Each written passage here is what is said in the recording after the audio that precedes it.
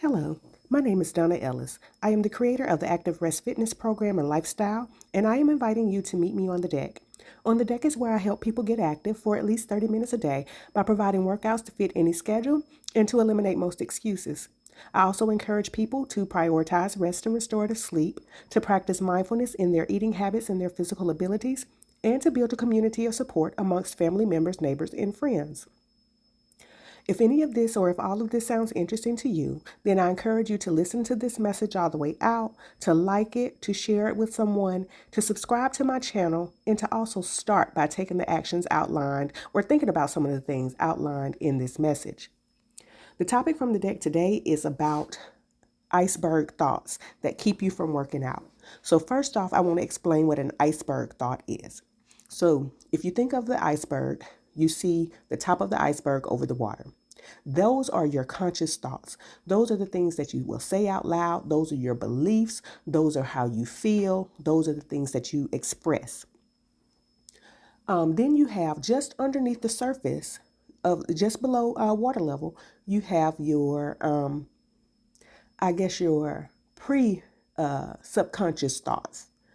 And those thoughts are things that you're not always thinking about, like at the moment, but you can recall them. Like those thoughts will come up immediately. For example, like your telephone number. You might not be thinking about your telephone number at any given moment, but as soon as somebody brings it up and asks you for it, you can go right to it and recall that information quickly. So then underneath that, you have your unconscious thoughts, which are your iceberg thoughts. And these are the thoughts that live deep within you. You don't really, you have these thoughts that are on the surface, but these thoughts might actually derive from those things that are deeper in your unconscious thoughts, things that you're not, that don't come readily available to you. It might be something that affected you in your childhood, something that somebody might have said to you. And these things, while you're not always thinking about them or always relaying them to the things that you believe and feel, that's where they stem from, even though you don't connect the two all the time. So that's what I just wanted to explain what the iceberg thought is and how it kind of relates and go into how it relates to today's topic. So today's topic is about iceberg thoughts, different feelings and beliefs that you have that keep you from working out, that might derive from something that you've experienced as a child or something that your parents have instilled in you or something that somebody else just might have said, or even not even anybody in your immediate circle, but just some of the things that society has taught us that we don't automatically pull from and think that it affects the way we think. We think our thoughts are our own, but our thoughts, all of our thoughts, come from some predetermined teachings in us, some predetermined lessons and thought patterns that have been instilled in us. So, and also, I want to preface this by saying this topic is specifically geared towards Black women. For the most part, some of these things can relate to other people, but for the most part, because I am a Black woman, I mostly hang around Black women. While active rest is not particular to Black women, I've invited all different types of people, men and women of all races, ethnicities, to come work out with me. It is mostly a program that involves Black women. So this topic is coming from that standpoint or that viewpoint because these are things that I've heard amongst Black women. So the first one is, first thought that keeps people from working out is, or in Black women in particular, is they say, I don't want to lose my shape.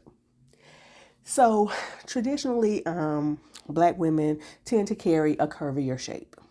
In the hips and the thighs. And, if you got like those nice big legs, people are looking at that. If you can get the small waist with the big boobs and the big hips and the big butt and legs, that what is it, 36, 24, 36, that Coke bottle, that Coke bottle hourglass figure.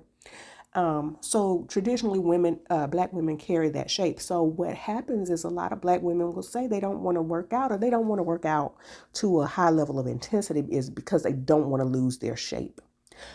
So what I want to encourage people to do, if this is one of your reasons why you don't want to work out, I always say, if you have a shape, you don't lose it. Like I have someone in my family who's very curvaceous.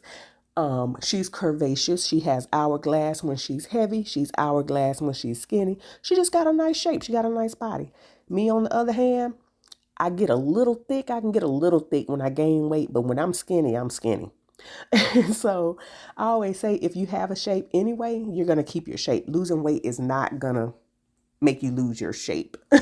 You're going to have it. It's going to be there. So if you have a shape to begin with, losing a few pounds or whatever is not going to change that. It's just going to be in a smaller package. So I want you to think about those iceberg thoughts. What have you learned growing up? What has society told you? What have you learned from the men in your life? What have they said about your shape, your body? What have the women in your life said about your shape, your body? Like when I lost 50 pounds, like I said, when I'm skinny, I'm skinny. So it is just that. When I'm small, I'm small.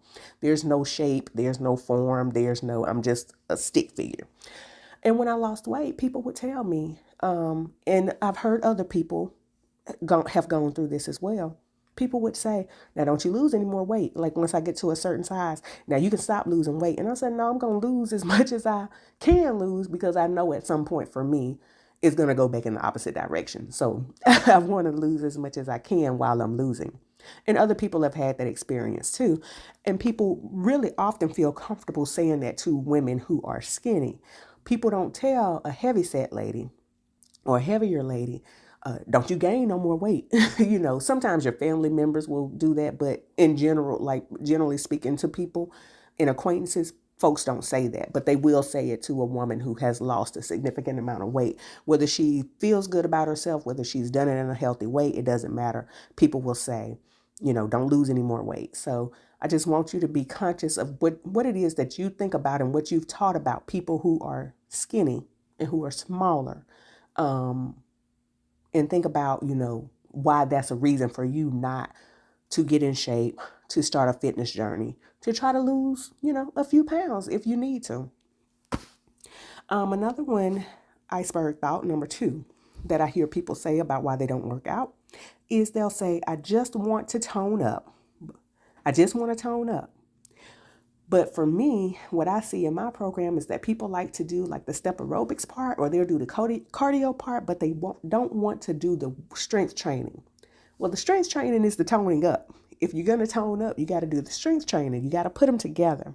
But a lot of times, a lot of women, I think it's an intimidation thing. I think they're intimidated by weights and training with weights. And a lot of times they don't know how to use them.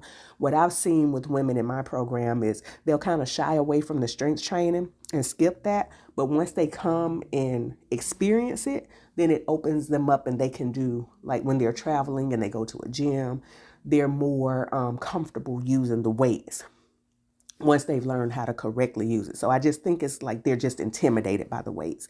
So they'll say they want to tone up, but they don't want to, weight train. And then the other thing they'll say is they don't want to bulk up. So that kind of bothers me to a certain degree. If you don't want to look a certain way, I understand that. You look the way you want to look. But there was a lady at a gym that I worked out at. She bulked up like bodybuilder fitness style. She did bulk up. And a lot of the women was like, ooh, she's starting to look like a man. She's starting to look, I don't want to look like that. And I would tell them, you won't look like that. Like if you don't want to look like that, you won't. If you don't want to look like a bodybuilder, you absolutely will not, because that takes a lot of dedication. It takes a lot of discipline. It takes a lot of work. You have to eat right. You got to work out. You have to be committed to the gym, committed to weightlifting in order to get that body type. And that's for men and women. So if you don't want to look like that, you ain't got to worry about looking like that. Because these little 5-pound weights that we're using, or these 10-pound weights, or even up to 15, like it's hard to get a woman to lift even a 15-pound dumbbell. Trust me, I've tried. It's hard to get a woman to lift a 25 or 30-pound kettlebell. Trust me, I've tried. So if you don't want to look like that, there's no way you're going to look like that if you don't want to even lift like a 30-pound dumbbell or a 30-pound kettlebell or a 30-pound dumbbell. You don't have that to worry about. But what is that iceberg thought that's bringing that to the surface for you that makes you scared to try something new? Just something to think about. What have you been taught about women who look strong, or, or lifting weights, women who lift weights, that keeps you from wanting to try something that can help you in the long run?